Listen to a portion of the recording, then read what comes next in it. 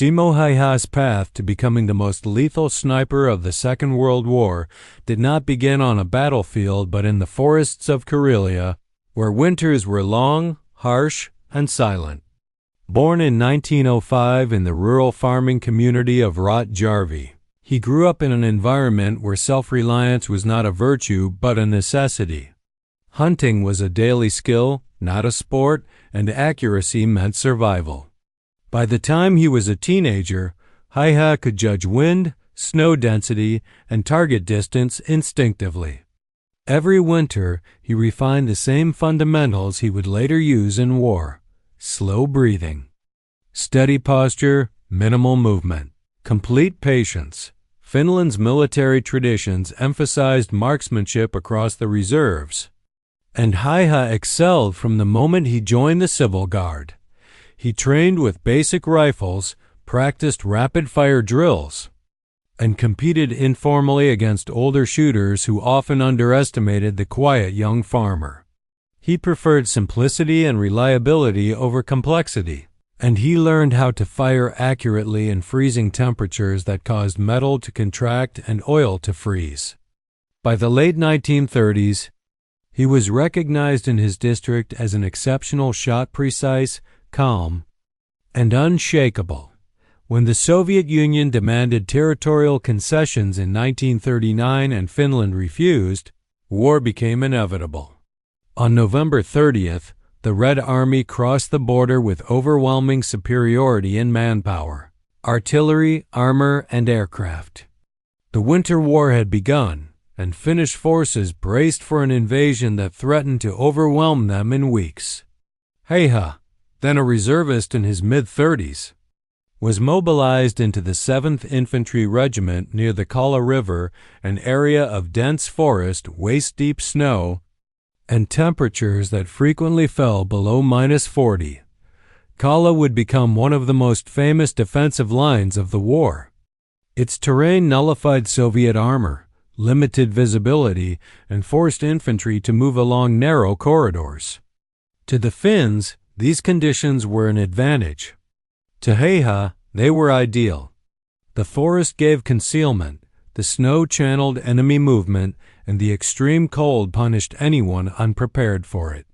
Soviet troops often wore dark uniforms unsuited to the environment. Häyhä wore all white and blended naturally into the landscape. He carried a Finnish-made Mosin-Nagant rifle, iron sights only, no scope. His choice was deliberate. A scope required raising the head higher, risked reflecting sunlight, and froze easily in sub-zero temperatures. Iron sights were reliable, simple, and invisible. Häyhä kept snow in his mouth while preparing a shot so his breath would not reveal his position.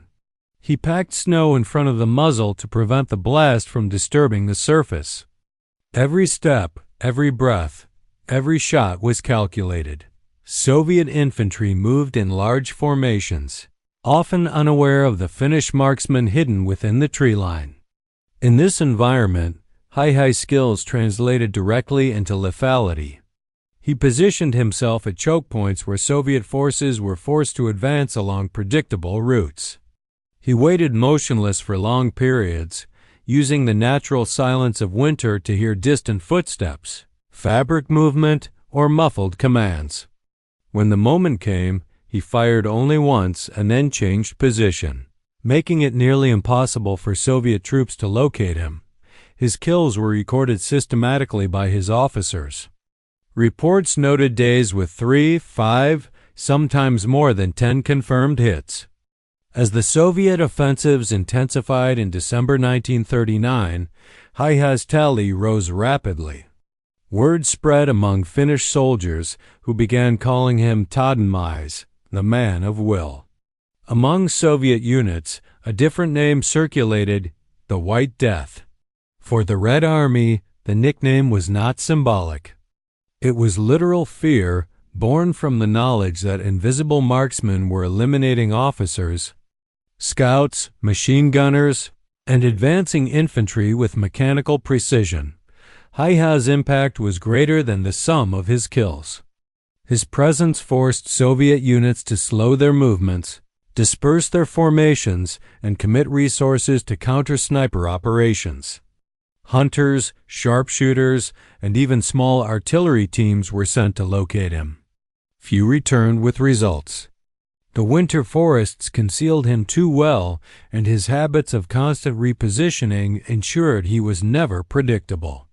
Soviet commanders began ordering blind barrage fire into suspected sniper areas sometimes. Tens of thousands of rounds simply to create psychological pressure. In January 1940, the offensives around Kala intensified. Soviet forces launched repeated assaults to break the defensive line. The pressure was immense. Battalions rotated constantly, and Finnish casualties grew.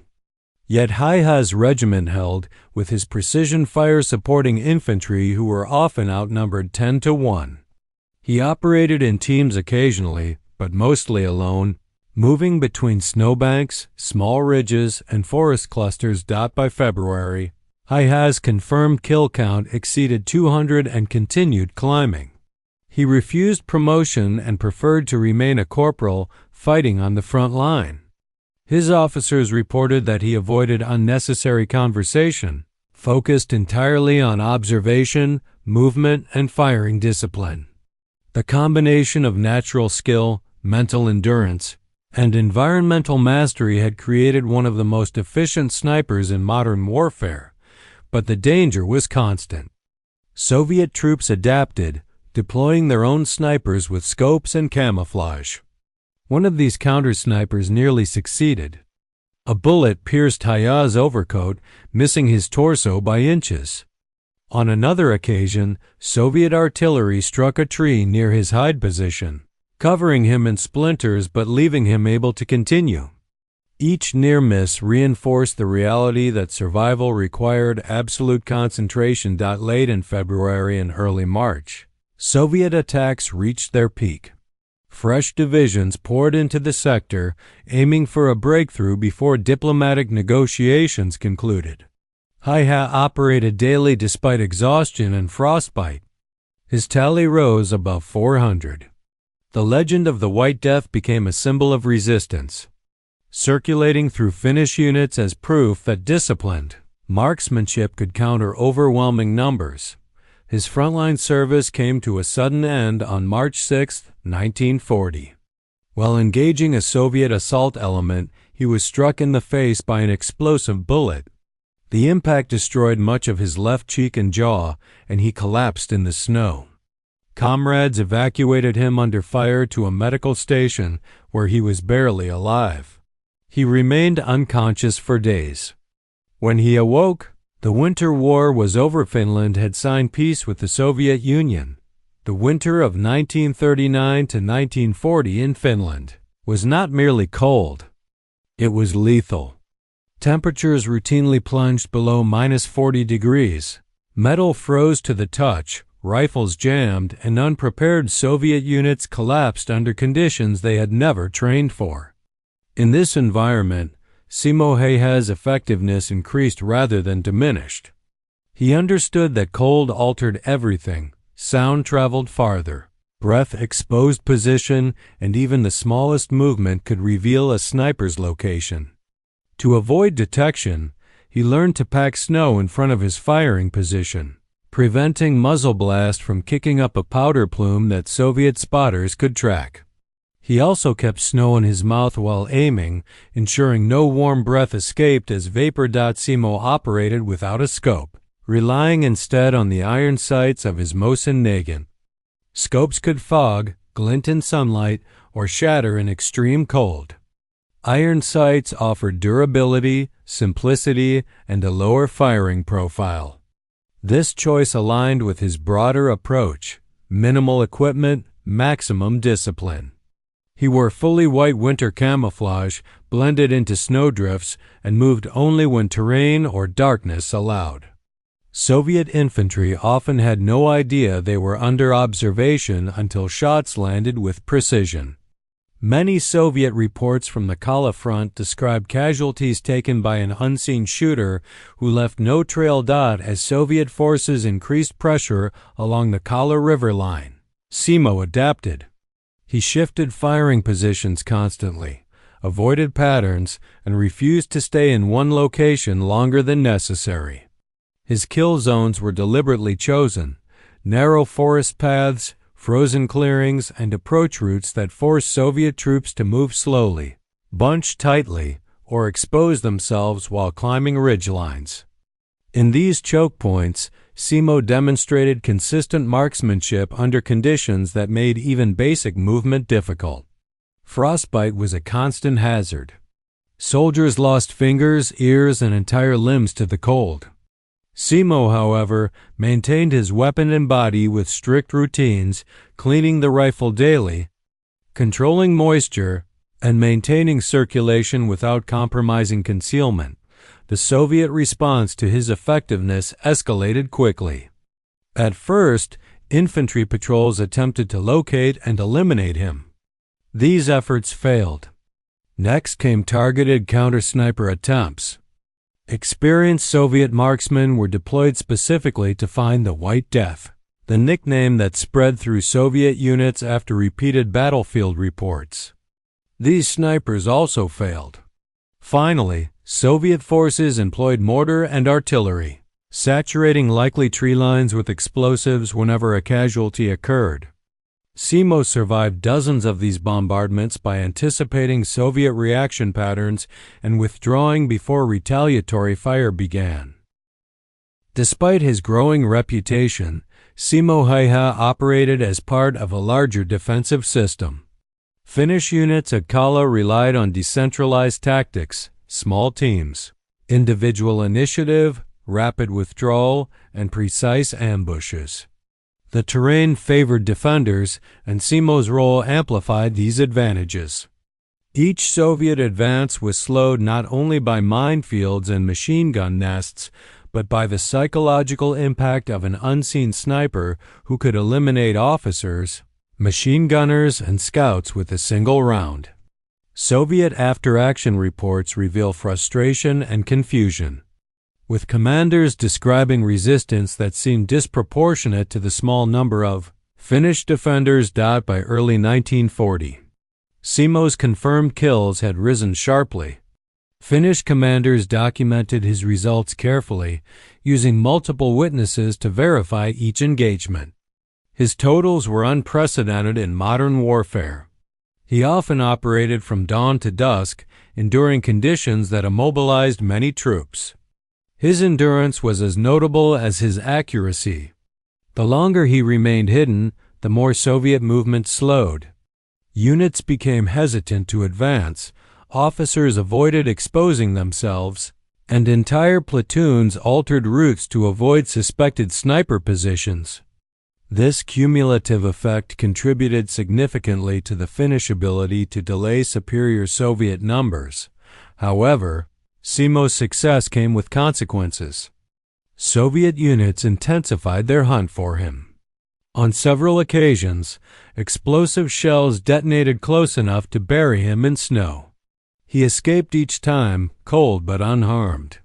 His closest call occurred in early March, when a Soviet sniper finally managed to fire a round in his direction, grazing his coat. The shot missed, and Simo neutralized the opposing sniper shortly afterward. His calmness under pressure was well documented by his peers, who often expressed disbelief at his composure, but the intensity of Soviet operations increased as the Winter War neared its end. In the final days of fighting, during one of the Soviet pushes near Kala, Häyhä was struck by an explosive or expanding bullet. Historical accounts differ, which shattered his jaw and sent fragments through his face. Soldiers who reached him reported that half his face was destroyed. He was pulled from the battlefield unconscious, not expected to survive. His injury occurred on March 6th, just days before the ceasefire. He regained consciousness on March 13th. The same day hostilities ended. Simo Häyhä's role in the Winter War was recognized immediately. His actions did not change the strategic outcome. Finland was forced to sign a harsh treaty, but his contributions helped prolong resistance. inflicted significant losses, and became a central part of Finland's national memory. His survival after the war, recovery, and later life would continue to shape his legacy. But his battlefield record was already set. Hundreds of verified kills, all in roughly 100 days. Under some of the harshest conditions in modern warfare, Häyhä's operations during the height of the Winter War shifted from dispersed defensive sniping to systematic elimination missions designed to slow Soviet advances in forested terrain north of Lake Ladoga. By early January 1940, Soviet commanders had increased infantry pressure along the Kala front, attempting to exploit numerical superiority through repeated wave attacks. Finnish intelligence noted that Soviet units were instructed to avoid crossing open snowfields when possible, because individual marksmen, primarily Häyhä, had become a persistent operational threat. Soviet reports referred to a single specialist causing disproportionate losses. Finnish officers used this to their advantage by positioning Häyhä at likely choke points, where constrained visibility and predictable Soviet movement patterns produced favorable firing conditions. Häyhä maintained the same equipment throughout this phase: the M2830 rifle, iron sights, and standard Finnish ball ammunition. He continued to avoid telescopic optics to prevent lens glint and reduce his head profile. His fire discipline was consistent. He engaged only when range, wind, and target posture aligned with a confirmed hit probability. Finnish squad leaders frequently tied their maneuver planning to his shooting windows, advancing or adjusting positions immediately after confirmed eliminations that disrupted Soviet formation cohesion. This informal coordination gave small Finnish units temporary local superiority in otherwise disadvantageous engagements. The Soviets responded by increasing counter-sniper operations. Specialized teams were positioned to fix his location through muzzle flash triangulation and concentrated fire. Häyhä countered by constructing deeper snow pits, adding secondary firing grooves, and rotating between prepared hides. He learned to pack snow atop his position to prevent pressure signatures and to maintain a layer of compacted snow in front of the muzzle to eliminate visible blast. Finnish records indicate that Häyhä frequently crawled several hundred meters between firing cycles to break pattern analysis. Despite countermeasures, Soviet units continued to take notable losses, particularly among officers attempting to direct assaults under fire. Fighting intensified in mid to late January. Temperatures regularly dropped below -30 Celsius, and poor visibility reduced long-range engagements. Häyhä adapted by shifting to shorter-range ambush positions along forest approaches and river lines, firing at Soviet soldiers attempting to establish footholds near Finnish supply routes. His elimination counts increased during this period due to compressed engagement ranges and dense Soviet troop concentrations. Finnish logistics teams documented days in which Häyhä operated from before dawn until after sunset, rotating between multiple firing points and relying on pre-positioned rations to minimize exposure. By February, Soviet forces attempted to overwhelm Finnish defenses through continuous assaults supported by artillery and close infantry coordination. Häyhä's role expanded beyond individual elimination tasks. He was now a mobile precision asset deployed to stabilize sectors under immediate threat. Officers frequently requested his presence when Soviet penetration attempts created gaps in the line. His ability to halt advancing squads with rapid, accurate fire was considered one of the key factors preventing Soviet breakthroughs during several engagements around the Kala Bridge sector. On February 26, Häyhä participated in defensive engagements where Finnish forces were forced to reposition under sustained pressure. Soviet troops attempted flanking movements through wooded terrain, hoping to bypass established Finnish barricades. Häyhä advanced toward forward positions and conducted controlled shots to disrupt Soviet squads attempting to secure the route. Surviving Finnish field journals note that his actions stalled Soviet movement for several hours, allowing reinforcements to construct supplementary defensive lines. Soviet commanders increasingly viewed him as a priority target. Counter-sniper teams, supported by rifle squads, began systematically scanning likely firing sectors after each engagement. On March 6, 1940, Häyhä moved to a forward hide after heavy Soviet artillery softened Finnish positions. During a subsequent infantry push, he engaged multiple targets until a Soviet explosive round struck the area, causing severe facial injury. Finnish soldiers extracted him under fire and evacuated him to field medical personnel. For the remainder of the war, Häyhä was hospitalized and no longer returned to frontline operations. Despite his removal from combat, Finnish command internally acknowledged that Häyhä's cumulative effect on Soviet unit movements, assault timing, and officer survivability had contributed materially to delaying Soviet advances along the Kala sector. His elimination count, based on Finnish wartime documentation, remains one of the highest recorded for a single marksman in any modern conflict. His conduct reflected the broader Finnish defensive doctrine: precise fire, terrain exploitation, independent decision-making, and strict conservation of resources. When the Moscow Peace Treaty ended major combat operations in March 1940, Häyhä's role was already firmly established within the operational history of the Winter War.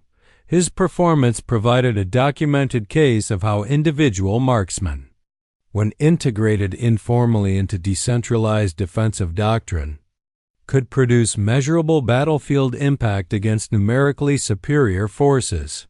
His recovery continued throughout the year, and post-war evaluations confirmed that his methods, equipment choices, and positional discipline aligned with the practical constraints of extreme, cold weather warfare. After the final counteroffensive in early March 1940, the front along the Kala River began to stabilize. Soviet forces attempted multiple breakthrough operations with reinforced infantry regiments, supported by armor elements and heavy artillery, but the Finnish defense line held. During this phase, Simo Häyhä continued operating in an increasingly static environment. Snow depth decreased slightly, visibility improved, and temperatures fluctuated between -20 and -8 degrees Celsius. These environmental changes provided conditions favoring long-range engagements. Although Häyhä maintained his preference for iron-sighted firing to avoid glint reflection, documented reports from his unit indicate that his engagements during this period were concentrated along forested depressions, frozen marsh corridors, and narrow approach routes frequently used by Soviet infantry for regrouping. The Finnish command systematically positioned experienced marksmen like Häyhä at high-value observation sectors, because Soviet operational doctrine emphasized massed infantry movement. Many of his confirmed hits occurred when small columns attempted to advance in linear formations without adequate reconnaissance data at this stage of the Winter War.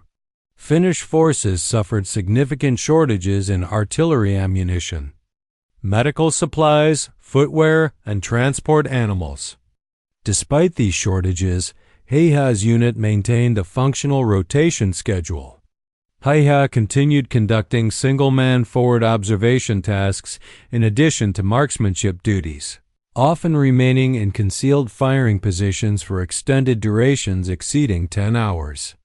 Standard procedure included constructing snow-packed firing rests, tamping down the snow to prevent muzzle blast detection, and spreading water over the surface to create an ice layer that eliminated loose powder signature. On March 6, 1940, Soviet forces initiated one of their final large-scale assault attempts on the Kala front. Machine gun units, mortar teams, and multiple infantry waves were deployed to overwhelm Finnish lines before spring thaw. During these operations, Häyhä engaged advancing troops from a camouflaged position within dense conifer cover. The Red Army increased the use of counter-sniper tactics, including systematic scanning, flare illumination, and heavy machine gun suppression. The probability of exposure increased considerably as Soviet forces concentrated fire on suspected marksman positions. On March 6th, Häyhä was struck in the lower left jaw by an explosive bullet. Contemporary Finnish medical records describe extensive maxillofacial trauma, fragmentation damage, soft tissue loss, and hemorrhaging. Eyewitness accounts from his unit indicate that he remained conscious for several seconds before collapsing. He was evacuated under fire by stretcher teams. The wound required immediate stabilization at a forward aid station, followed by transfer to a field hospital. Surgical notes confirm the removal of multiple bullet fragments and extensive reconstruction efforts performed under wartime conditions. Häyhä's combat service ended on the same day he was wounded. The Winter War concluded shortly afterward with the Moscow Peace Treaty signed on March 13, 1940. Post-conflict assessments compiled by Finnish military headquarters credited Häyhä with the highest recorded number of confirmed sniper eliminations in the conflict.